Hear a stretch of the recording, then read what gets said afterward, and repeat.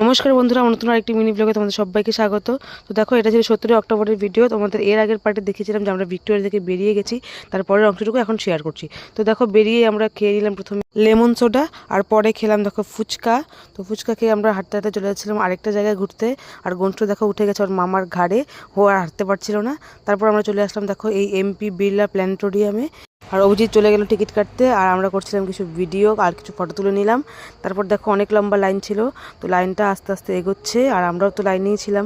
তো এখন আমাদের ঢোকার পালা আসলো। প্রথমে ঢুকে একটু ভিডিও করে নিলাম, তারপর শুনলাম যে ভিডিও করা যাবে না, নিষিদ্ধ ভিডিও করা। তারপর আর ভিডিও করিনি।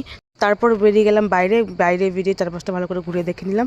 ভেতরে যেটা ভিডিও করতে দেয়নি, সেখানে দেখাচ্ছিল মহাজাগতিক সংঘর্ষ আর ছিল পৃথিবীর সৃষ্টি। তো সেটাই এখানে দেখালো পুরোটা, আর আমার তো খুব ভালো লেগেছে জায়গাটা ঘুরে। তারপর আমরা বেরিয়ে গেলাম বাইরে, এখন চলে যাবো সোজা রুমে। যারা যারা এর আগের পার্টটা দেখতে যাও, তারা কিন্তু অবশ্যই গিয়ে 15 নম্বর মিনি ব্লগটা দেখে আসবে। Tata tata.